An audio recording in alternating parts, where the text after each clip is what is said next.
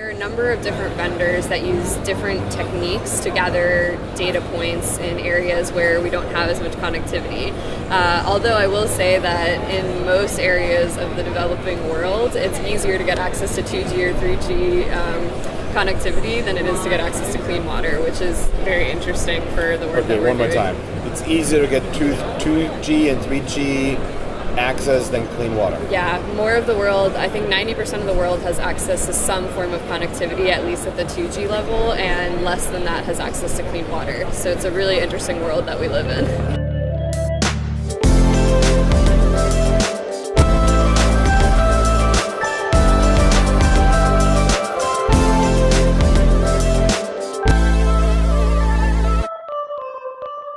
Hello and welcome to Coffee with Mr. IoT. My name is Robert Schmidt, Deloitte's Chief Futurist, also known as Mr. IoT. Today on my show we have Sam Riemer. Mm-hmm. How are you? I'm good. How are you?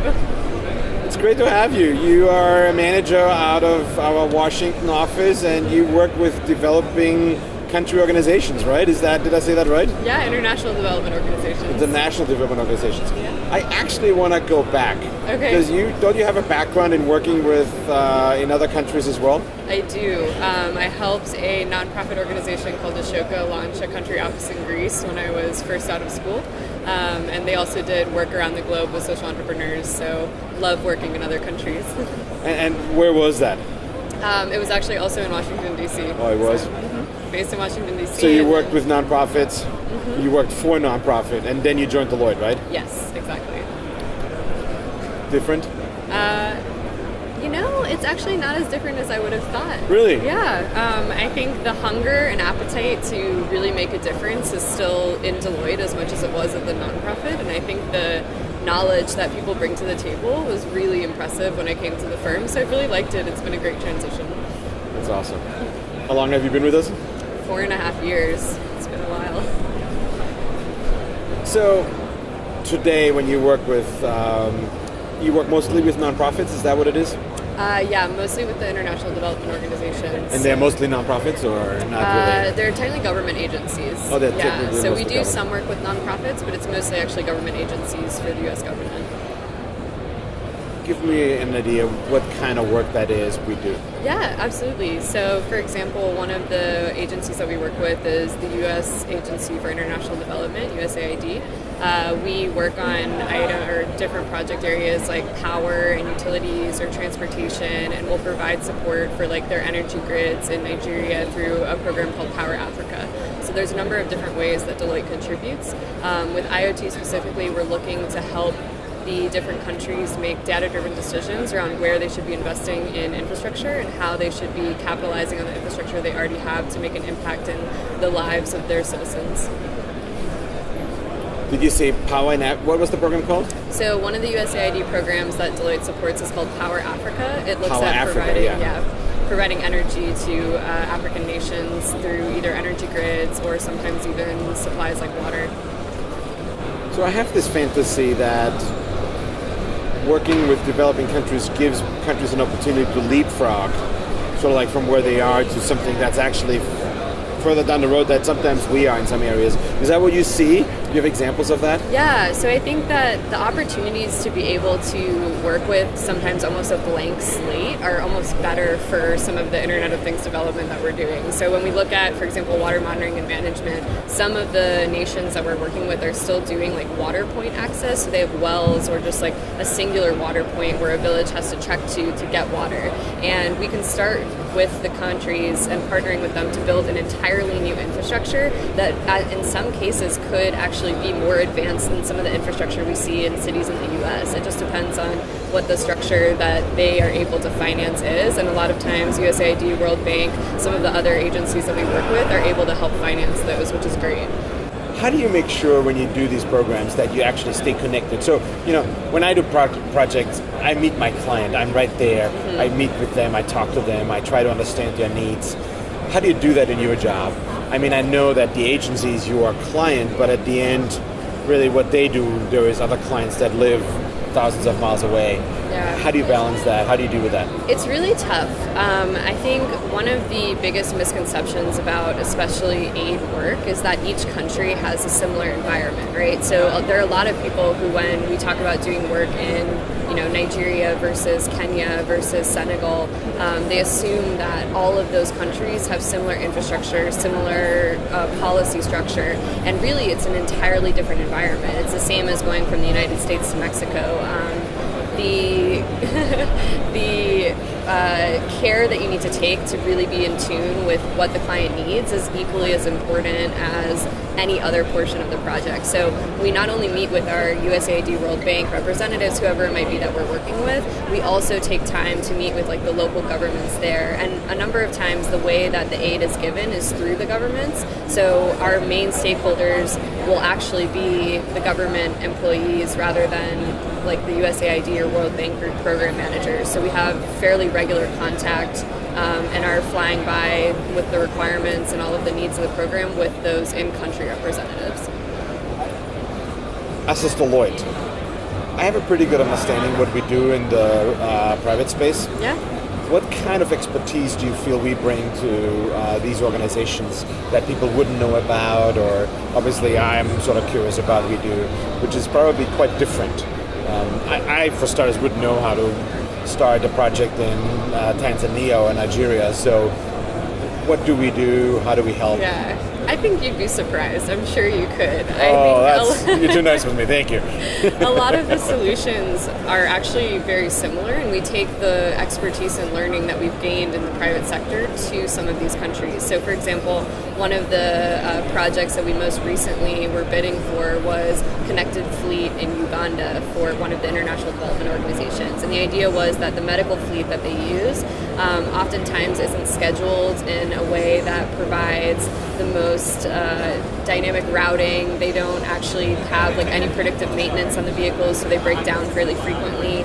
And we take a lot of the work that we've done for Connected Fleet and for predictive maintenance here in the US, and we apply those learnings to the fleets. The only difference is that we have to tailor it to the specific environmental factors that are in that country, as well as different regulatory and oversight factors that might be there. So it's really taking that core foundational knowledge that we gained here and just tailoring it to the environment there. I would say the only difference, and it's not even really that much of a difference, is some of the solution sets have to be, or I guess the technology stack has to be pretty heavily tailored to the environment as well. So for example, if we do water monitoring and management here in Las Vegas, it's going to be very different than if we do it in Nigeria, where some of the areas or some of the states within the nation have really limited connectivity, and we have to start getting creative with drones flying by and collecting the information, or sending the information via SMS, some kind of workaround for some of the connectivity issues. Drones, I have to pick up on that. Okay. Tell us more about that. So there are a number of different vendors that use different techniques to gather data points in areas where we don't have as much connectivity. Although I will say that in most areas of the developing world, it's easier to get access to 2G or 3G connectivity than it is to get access to clean water, which is very interesting for the work that we're doing. Okay, one more time. It's easier to get 2G and 3G access than clean water. Yeah, more of the world, I think 90% of the world has access to some form of connectivity, at least at the 2G level, and less than that has access to clean water. So it's a really interesting world that we live in. But a little bit better for us when we're trying to deploy technology to solve some of these problems, because then at least we have the connectivity. Because we don't send data through water? Exactly. Clean water, that is. Yes. So the drones, some companies and some of the partners that we have been using drones to fly by and collect the data a couple times a day. That way they're able to still collect data without the connectivity that we might need otherwise. Other interventions to work around the issue of connectivity have also been using satellite technology rather than using just wireless connectivity. So there are a number of different workarounds. It just requires being a little bit more creative than we have to be in the US. Have you gotten really good at some of these technologies that we don't use here? I think what's been so impressive to me is just the amount of creative vendors that we've been able to partner with because of especially the brand recognition that Deloitte has. They are so innovative in terms of how they've approached some of these problems. So I've learned a lot about not only the different types of connectivity that exist here, but also the different types that now we have as workarounds in some of these developing nations. I have worked a little bit with the World Economic Forum as a development arm. And what I heard there was they have done a program with Rwanda. I'm going to screw this up, 9 countries, so I'm sorry. At least I know when I say it wrong. No, but what happened is they wanted to test drone regulations and so forth. And so they went to Rwanda to do some of those things, test those things out.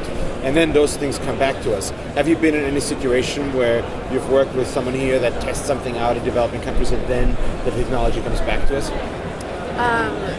What do you mean, sorry, by the technology coming back to So us? Rwanda in particular was really, they formed a group of where there were technologists and there were government agencies, and they all worked together on what could regulations around drones and flying look like. And it was easier to test it in Rwanda than pick Vegas or Los Angeles or whatever, right? Mm-hmm. And so I was wondering if you've seen any examples where you've seen actually stuff that you learned from there come back here. Could be process, could be technology, whatever that is. Yeah, so Deloitte was recently supporting a drone health program in Tanzania. So there was a lake in Tanzania that we were helping different companies in Tanzania build drones that could then go out to a remote part of the lake, pick up medical equipment and bring it back.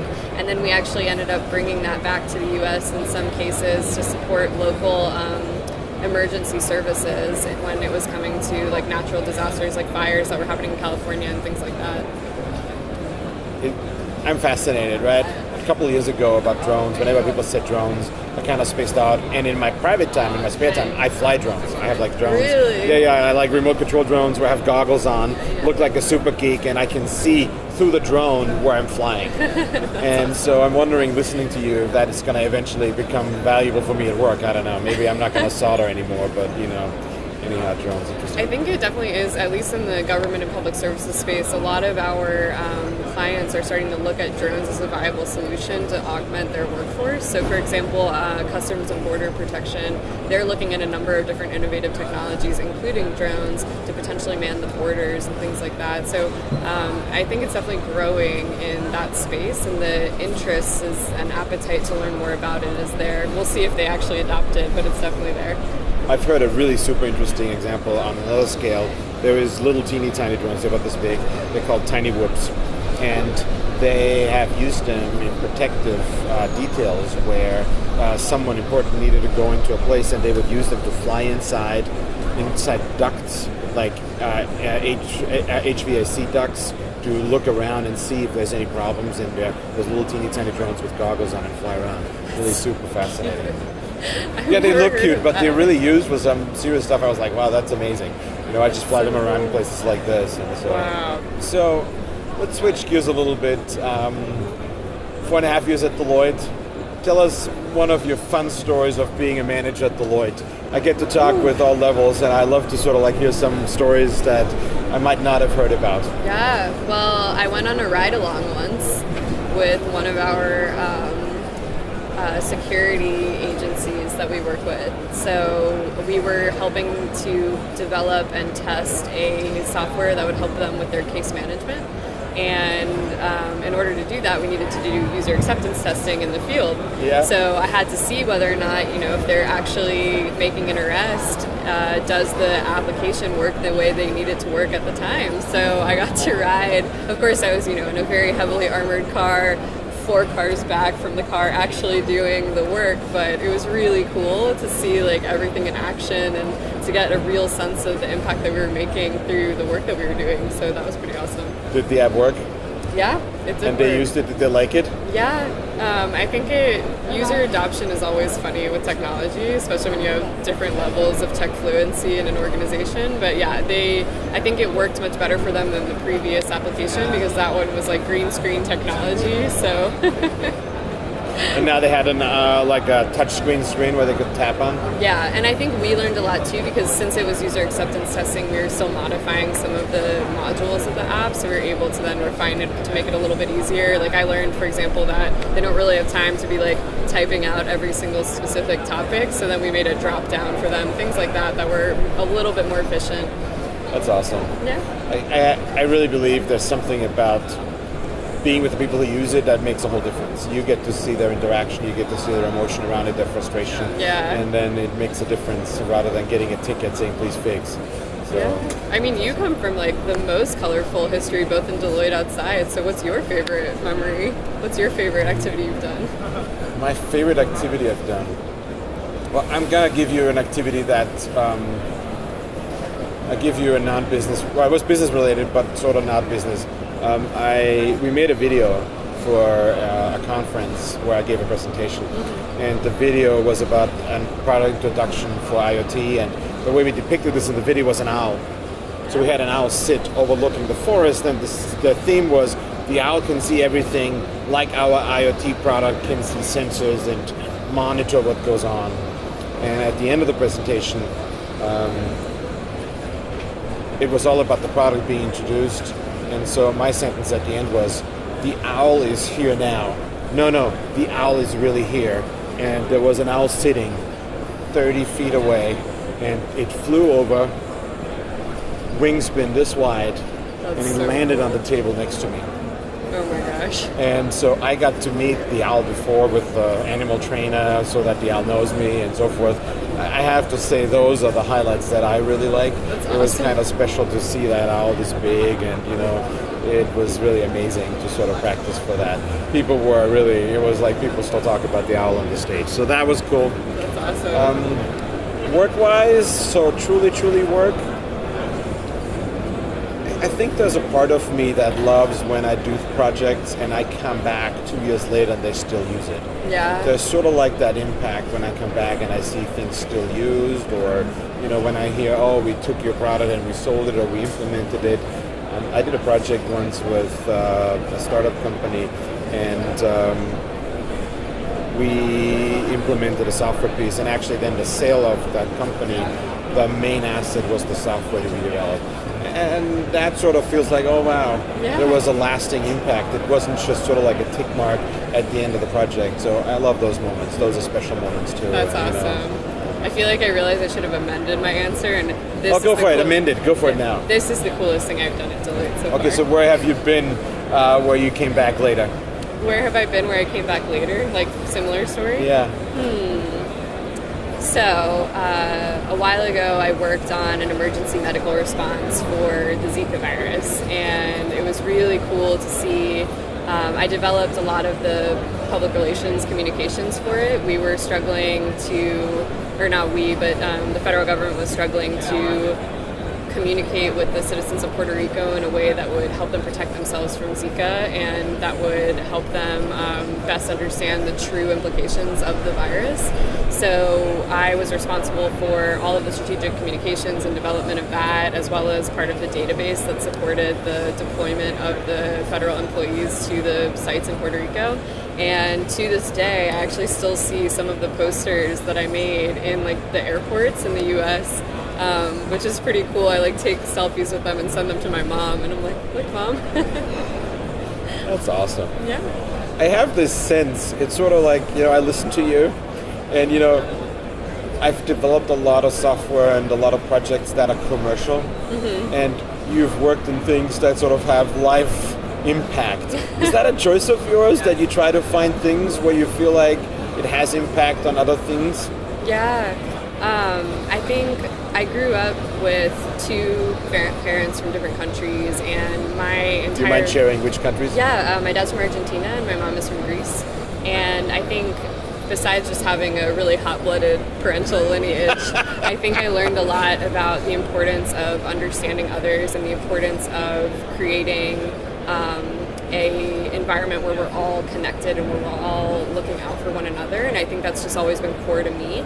So even when I was coming to Deloitte, I knew I wanted to continue doing work that impacted and changed the way that people experience life in a positive manner. So coming to the firm, I tried to mostly take projects and cases where I would be contributing something back to the way people live. So even when we were doing the development for that case management system, the amazing agency that I worked with was actually helping with things like sex trafficking and drug trafficking and arms trafficking and trying to prevent those things from happening in the US. So majority of my work and what I've been trying to do has always been really mission oriented, just because personally it's important to me.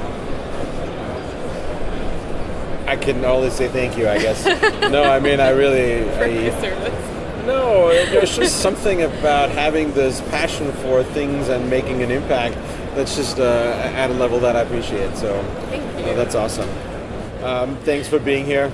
It was great having you. Thanks for what you do. As I said, I mean it. It's impressive, and please keep doing it. Thank you so much, Robert. I appreciate it. And with that, we've come to the end of another coffee chat. Thanks for watching. If you missed any of today's show or any previous shows, please check out our playlist. And I'll see you next time. Bye.